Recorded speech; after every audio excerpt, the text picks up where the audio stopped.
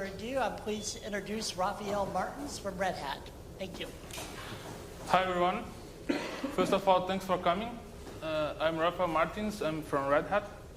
I work on the integration team for Overt, where we basically do all the releases and we maintain all the installation scripts for Overt.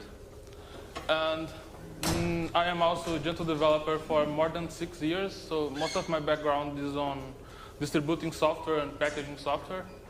And this talk is to show you how we use some tools in Overt to improve the way we test software and we release software.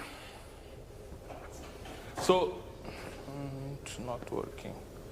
So let's start by describing what's the problem we are actually trying to solve. Basically, virtualization products are complex. They are complex in the sense that they always have lots of integrations. For example, we need to integrate with storage, with network, and when you get some bug, some new feature that you need to implement that will require you to rebuild the environment to test, you need to reproduce the environment. And sometimes you can take a really long time building this environment.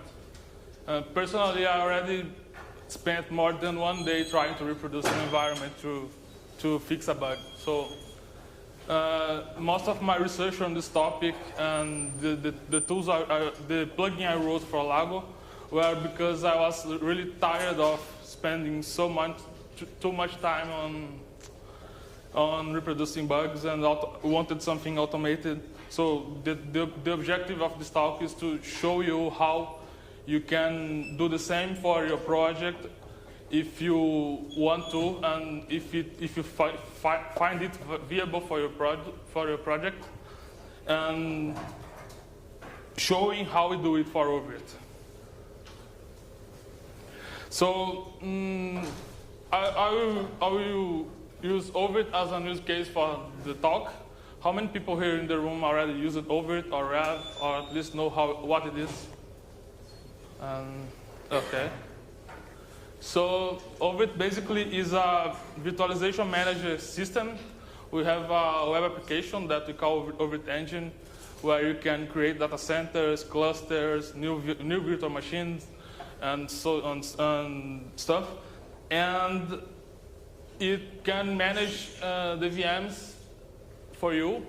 It's based on KVM and libvirt, that are technologies that are well known in the open source and Linux community.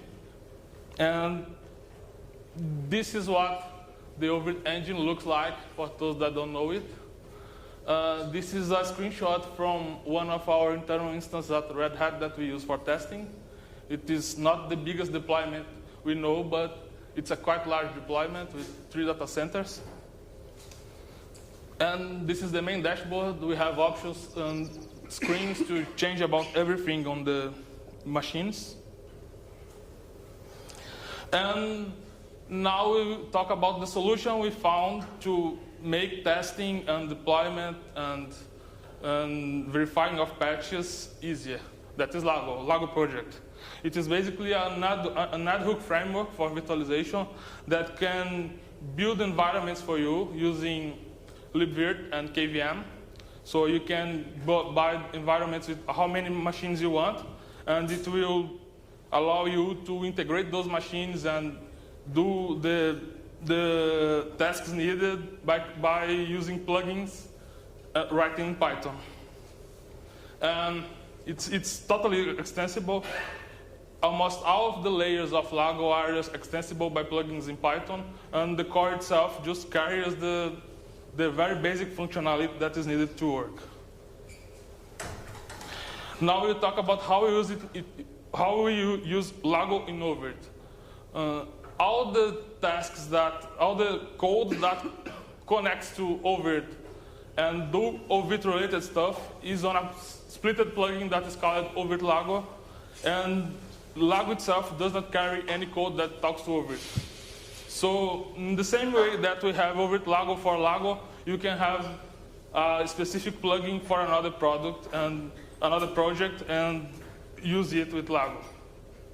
Lago is just responsible by orchestrating the machines and calling the plugins to do the job.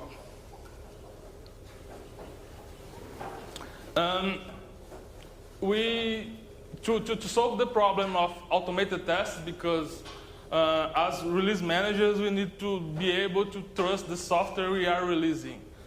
We need some frequent tests to make sure that anything big is broken. And one of the solutions for that was a virtualization test, that is an automated test suite that we have. It is run by Jenkins frequently. And with this, we can make sure that the code is ready to release and that the main flows we support are not broken. For example, we have Lago and one engine and 2 hosts.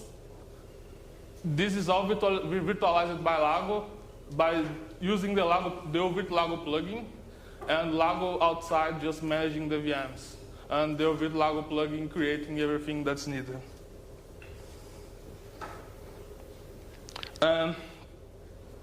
This is automated. We have scripts and repository descriptions to cache the RPM files. Lago can create a local repository that is used to install packages quickly without downloading from internet every time.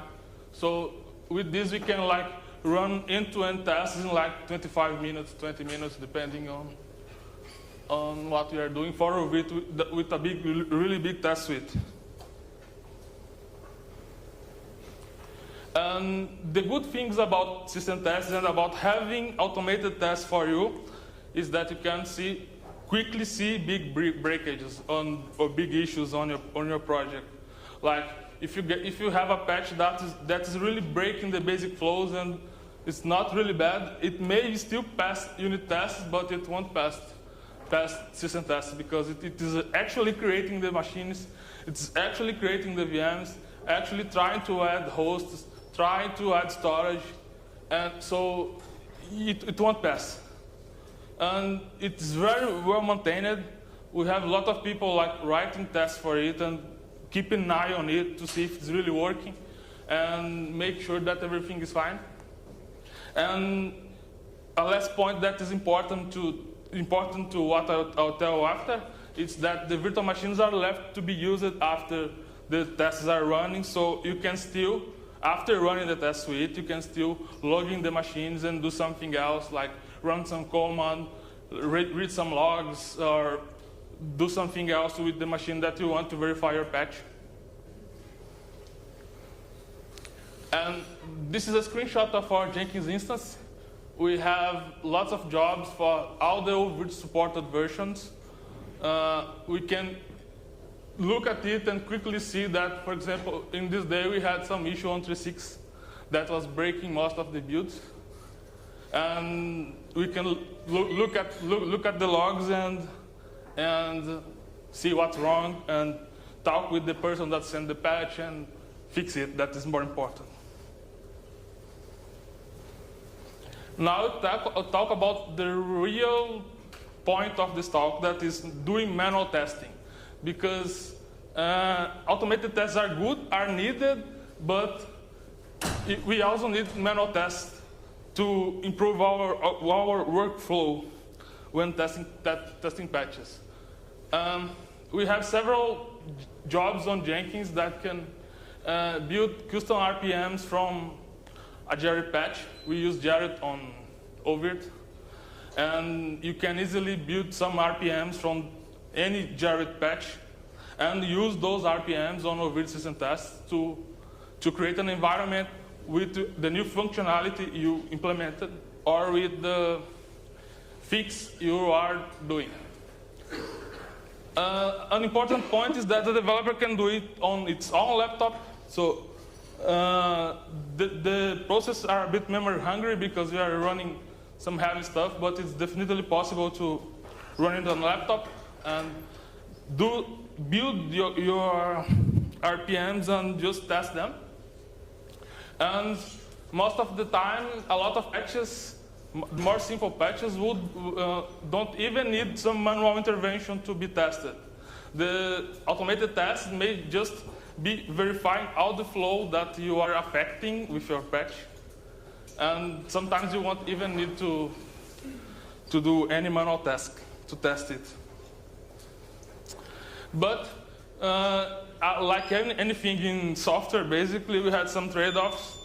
To have good automated tests on overview system tests, we had to do some choices that sometimes are not really, how can I say, they make the manual testing a bit harder than developers wanted. For example, when we are using overview system tests to test a custom patch, you need to always run the full test suite. It means that if your test is correct, it's fine. You just run it once and be done with it. But if your test has some issue, you need to iterate. Anytime you change the patch, you need to rerun the full test suite to get it fixed, to get it working. And if the patch changes the behavior of the test, like if you change it, added a new option to installer, or you have changed the behavior of some part of the system, it will break the tests. And to be able to use a overview system test to test it, you need to fix the test. This is not a bad thing, because this means that the overview system test will keep working, because the developer will need to fix the test. And it's a good thing because the developer will get used to writing tests. So this is not really a downside, but it will spend time, because instead of just fixing your patch, you still need to fix the test too. But this is a good thing for the project. And sometimes the environment that is deployed by the automated test is not enough for your test. For example, you may need more hosts, or you may need more engines. And in this case, the environment is not really what you wanted to test. To try to solve part of these problems, I created a Lago plugin that is called Patch Verifier. And it is very simple. It will just create VMs for you based on what you define on command line. Like, you have a declarative way to say how you want your machines to be created, and it will just create them, link them, and get them ready for usage.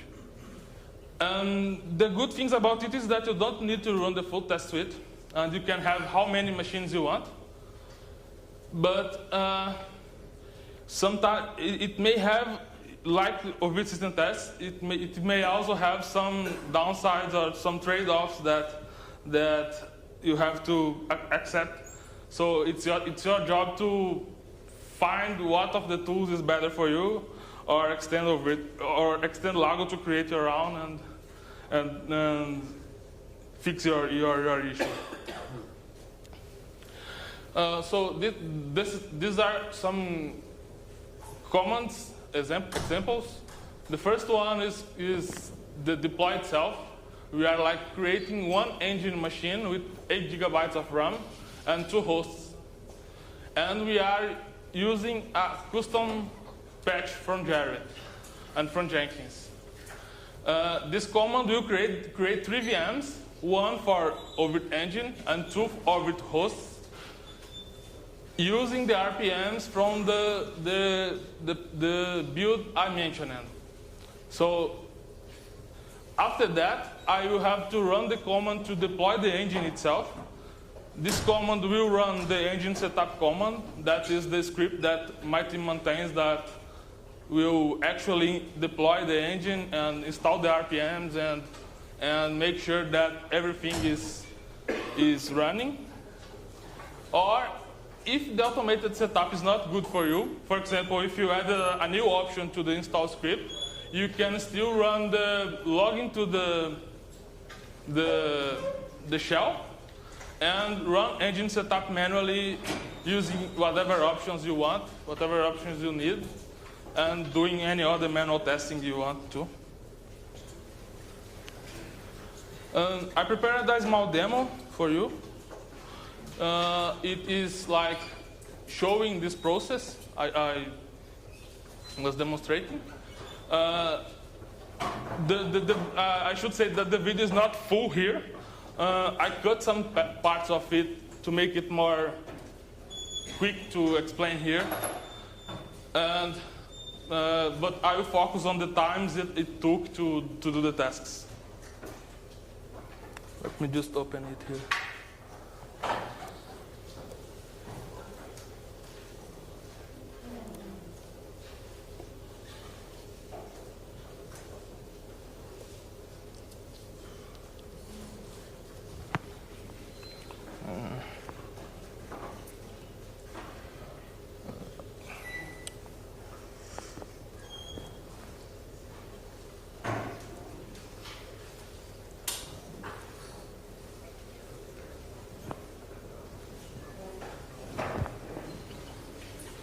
Okay, so this is the command that we will run.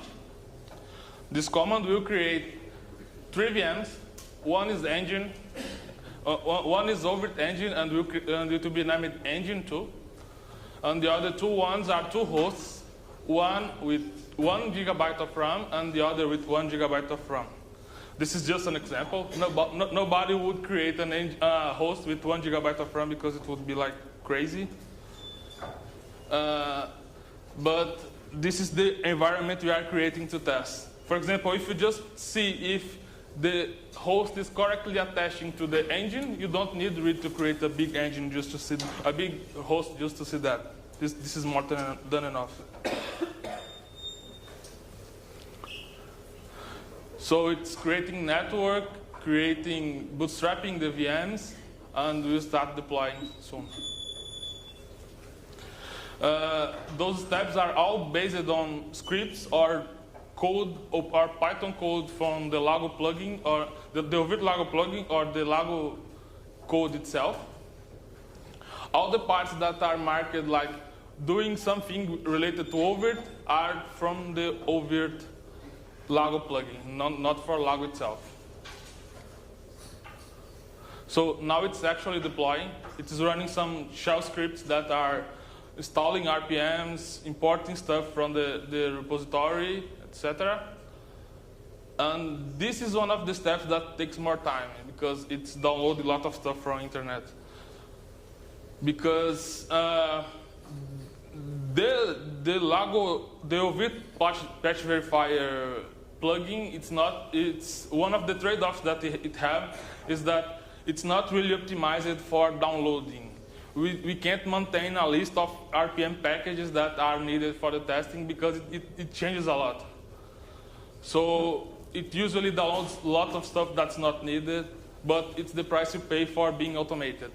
So the deployment took almost 5 minutes, and now I will actually run the engine setup step. It also takes some time because it will actually install the RPMs.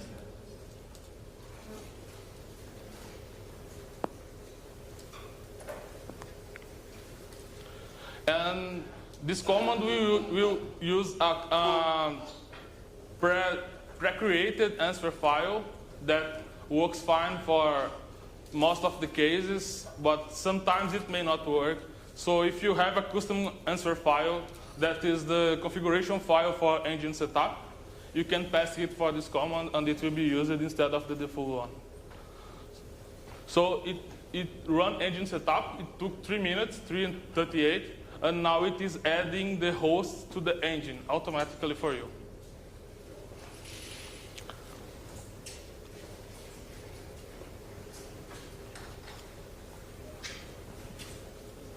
It's important to say that everything is based on templates.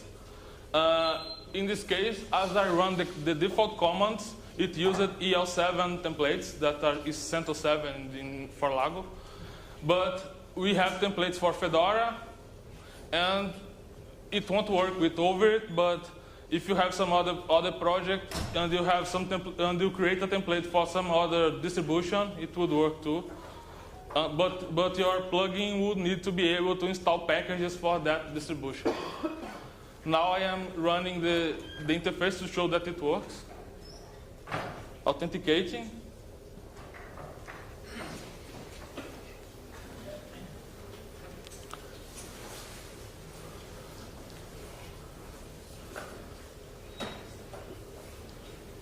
and the engine is running.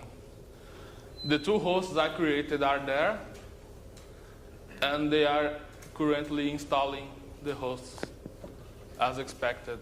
I have two here, but I could have as many as I wanted without any issue. Doing this manually to test a patch, it takes a lot of time. It's something that really saves a lot of time for us. I got like from 0 to the system running in less than 10 minutes. It's really a good progress.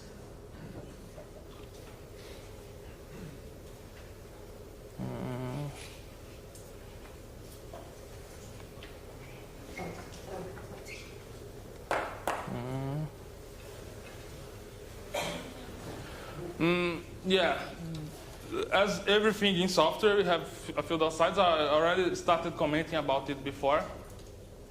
But having it fully automated makes it hard to cache. And the script can install more than one engine simultaneously. The engine setup script from the plugin. But if you want to create more than one engine from the command line and do the setup manually running engine setup on both engines, it is possible, it will work. But just the bonus you have from having automatic configuration of hosts won't work with more than one engine, but you can still do it.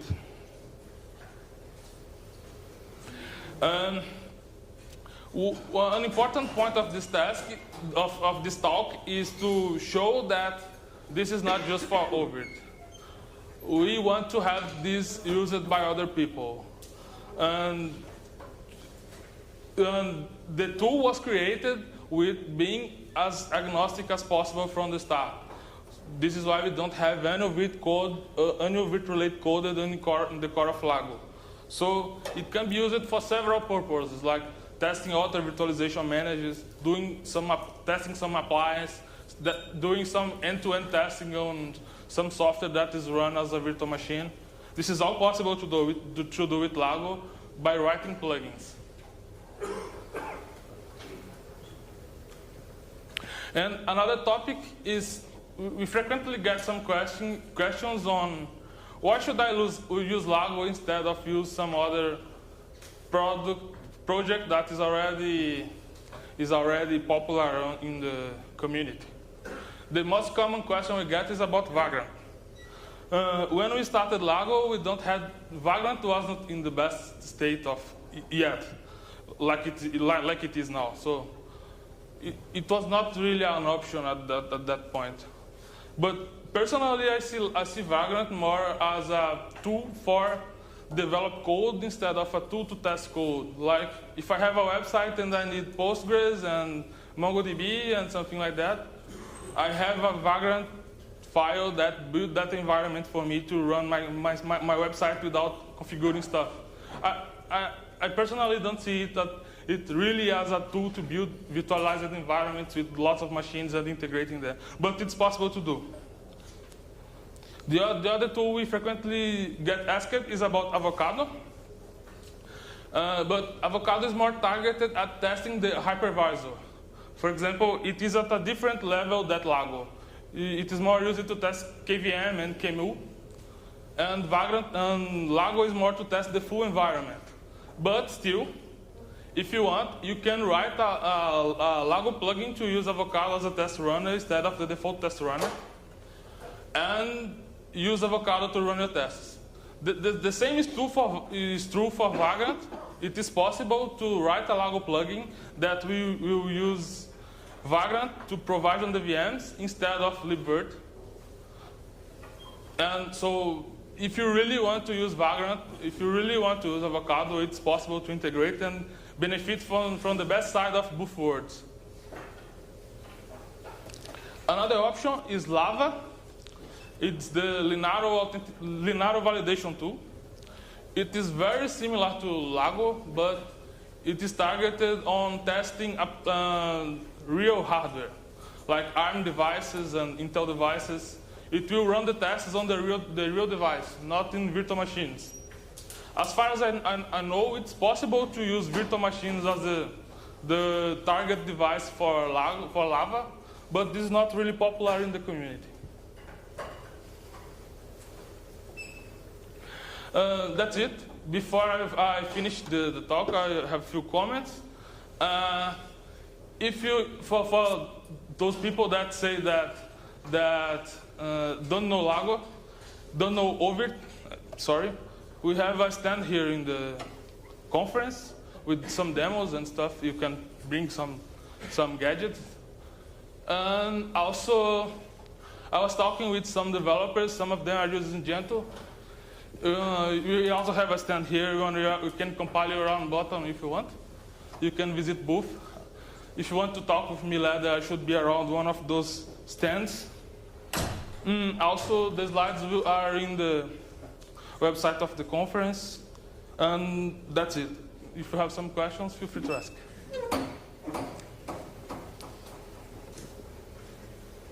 No?